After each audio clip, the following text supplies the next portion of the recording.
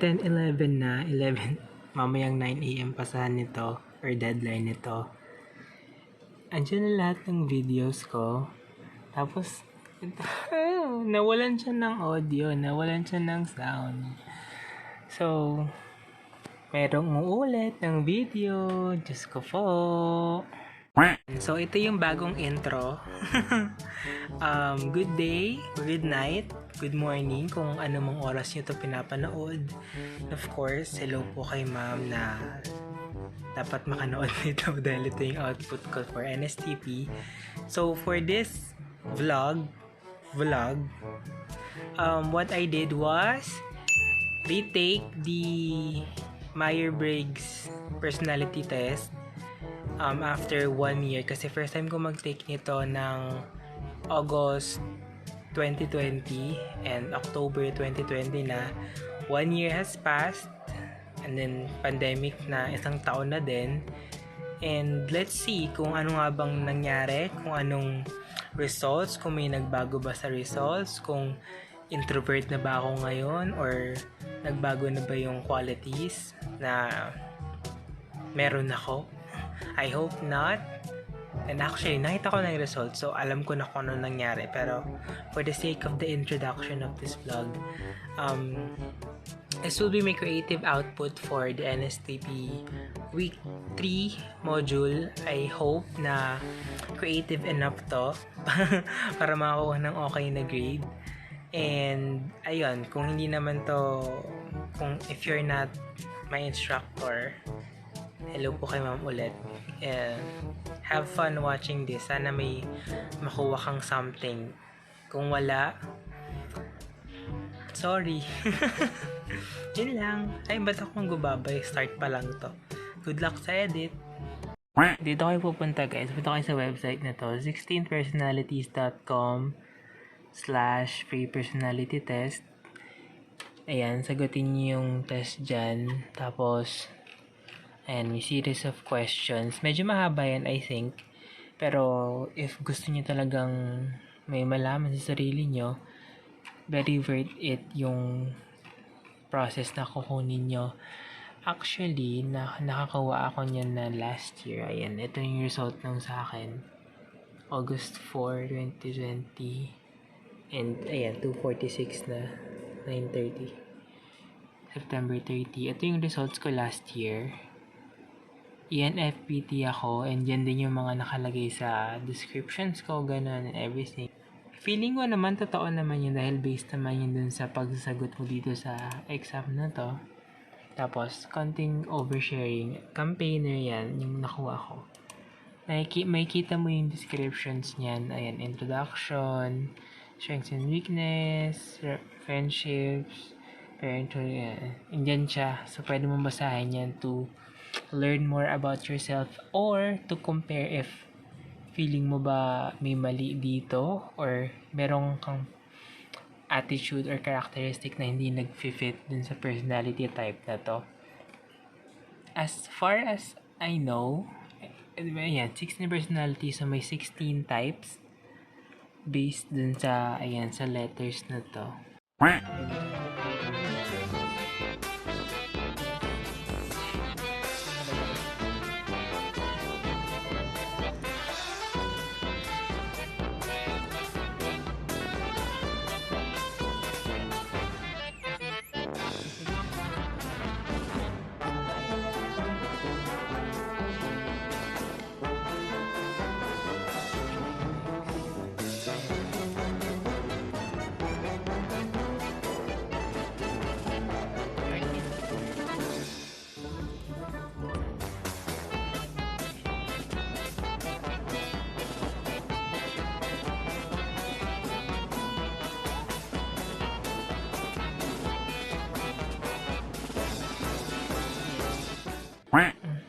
10 minutes ako nagsagot. Sagad.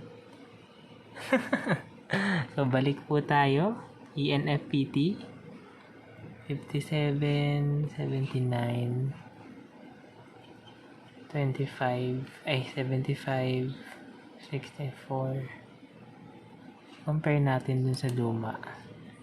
67, to 57, bumaba. Intuitive, 76. Uy, tumaas. Feeling, 56 lang noon. 75 ngayon. Kasi, natuto ako after nung PE ko. Yung mental health na PE last. Nung second sem ng first year. I feel like that helped a lot. Kaya, tumaas yung nature. Tactics, planning. 69 to 64. Ang hirap magplano kasi. Identity. How confident you are in your abilities and decisions. 78. 82. Huwag niyo palang kalimutang mag-save results. Lagay yun yung email nyo. Tapos, pasend nyo yung resulta para matanggap nyo yung ganyan. Ayan, so continuing sa late night, early morning ko na paggagawa ng activity sa school. Ito yung second part nung creative output, which is yung guide questions part. And yes, gumawa na ako, sinagutan ko na yung guide questions. And you may ask, Franz, ba't ka pa mag-video kung babasahin mo lang din naman yung ginawa mo at di mo lang ipasa as reflection paper? That's not creative. Or at least for me, hindi siya creative enough. So, ayan. Kakaroon tayo ng podcast para lang magmukhang creative, tsaka para may malabas tayo sa ating YouTube dahil hindi na lumalabas ang mga videos. Ang dami kong nakastock na unboxing na hindi ko mailabas dahil hindi ko mahanap ang time for that. Sobrang busy ko the past 1-2 weeks.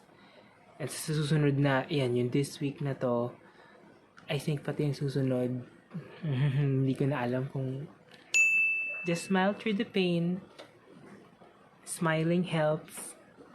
Sabi nila pag nakasmile ka habang may ginagawa ka, it boosts your serotonin, oxytocin, kung ano man, or fake news pa yon. If that's fake news, you haven't heard it from me. Ayan, so guide questions. What do you like most about this module? So, ang module is understanding the self. Ay, nalagay ko dito, I love how we were presented with the different ideas of self because it challenges what we already perceive as the self. And it helps create a stronger impression or a stronger concept for us kung ano ba yung self para sa atin. It also teaches us the importance of understanding your own self because that will relate on how you interact with others. Your awareness of the self will be reflected on how you treat others. Ika nga, nilagay ko lang dito. It will always be easier to live life once you've come in terms with yourself. Kasi you will be comfortable in your own skin, you won't be insecure, and hindi kaya mong intindihin din yung konsepto ng self ng other people. Also, it was nice kasi yung lessons is presented like they were podcast. One was 50 minutes long, the other was a YouTube video na 40 minutes long. Madali silang pakinggan, madali yung salitang ginagamit nila, and pwede mo silang pakinggan habang gumagawa ka ng other tasks. That's what I did. Kaya nga, gantong oras na ako gumagawa. Kanina ko lang sila pinakinggan. And just to share, feeling ko, alam ko na yung ibang concepts na binigay nila because of Philo, UCSP, TikToks, and watching yung mga contents sa social media. But, ayan, just to share, my idea of the self is a combination of those concepts. It's intrinsic, natural siya, it's affected by your relationship with others, nabubuo siya, it's your brand, it's how others brand you, it's a role, it's your role, it's a role enforced to you, it's a process. And what do you think? Comment down below. Ayan, para magmukha siyang YouTube video. Ewan ko ba anong ginagawa ko. Ayan. Second question.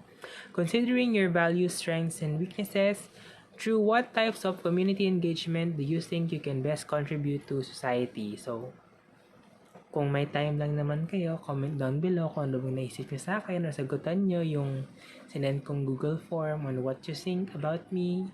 Joke lang. Pero totoo yun. Nagpo-promote talaga ako sa Facebook ko yan.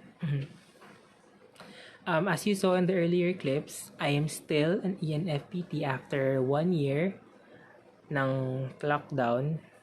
Tumaas lang or bumaba ng ilang percent yung rates, pero ENFP pa rin ako. Diplomat yung role and social engagements yung strategy.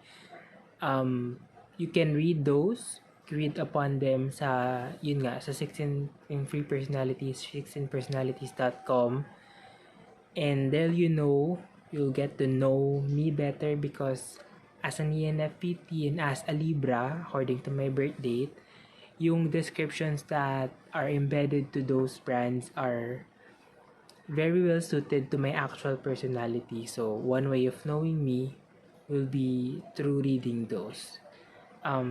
Basically, it's being a free spirit and an optimistic empath who longs for deep connection. At least that's what I get from myself. And considering and considering everything about me, I would contribute best using communication. Verbal man, written, or non-verbal. Sa mga junior high school friends ko dyan, you would know na I was a former campus journalist for 2 years. Part din ako ng senior scouts.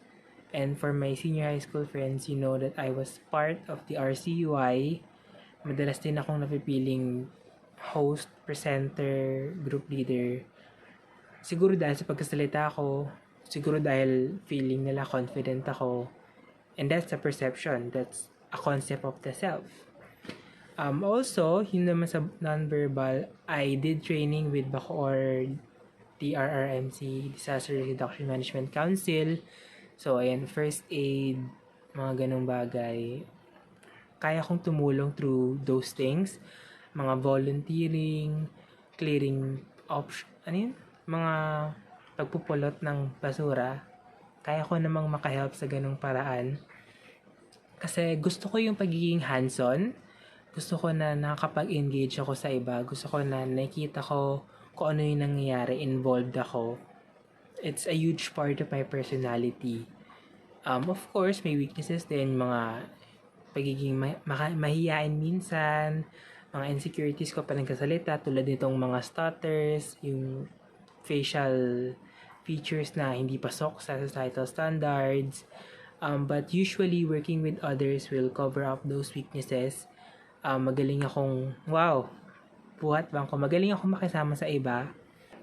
And last question, describe the processes, steps you have to undergo leading to your proposed, chosen, or identified community engagements while enrolled in NSTP and as a reservist. Hindi ako actually sure kung nabanggit ba ito dun sa module or dun sa mga podcast, but this is how I would describe the processes.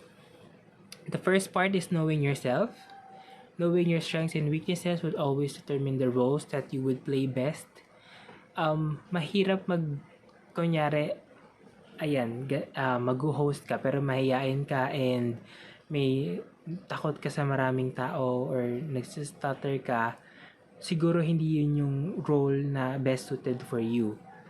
And kapag magaling ka sa ganung mga bagay, and then go, do it. That's your role. Yun ang bagay, dun ka makakapag-contribute to the best of your abilities. Ito yung mga bagay na natutunan ko this module. The second one is learning about the community. Siyempre, saan ka ba mag-engage? Ano yung problema? Which people are involved? What can you do for help? Like, ano ba yung specific na kailangan nila? Then, the next step is choosing the method of engagement based on all factors considered. Based on you, based on who you're working with, based on your budget, time, financials, mga ganon. Sinabi ko na yan, budget, financials. Galing. And then finally, doing the deed and see how it affects your target community.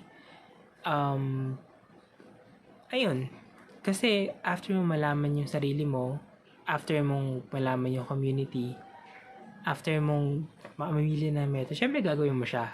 Hindi pwedeng alam mo lang, dapat may gagawin ka. This should be a continuous cycle because the self grows every day. Yung strengths and weaknesses mo, nagbabago siya. Or umuunti yung weaknesses, tumadagdag yung strengths. Yung communities, nagbabago din. There are new problems. There will be new solutions. There will be new methods to engage. Kaya, as an NSTP student today, hanggang maging sa pag-graduate ko dito sa course na maging reservist, these are the things that will continuously happen and should happen because those who know better should never act blind whenever situations arises. Kung tama man yung grammar ko doon, great. If hindi, also great. Ayan. So, sa aking instructor dito, I hope na this is creative enough. And kung hindi ka naman and para sa mga nakikinood lang, kung nanonood ka man at tumabal ko sa part na to, thank you so much for bearing with me. I hope na kapag nag-NSTP ka na or kapag tapos ka na sa NSTP, you would learn the values and kung tapos ka na, continue the values that you've learned here. Register to vote, meron pang time. And engage with the community. Engage. That's the proper term. Politically correct. Kasi medyo condescending daw yung educate. So, engage. Kaya natin to, guys. Bye!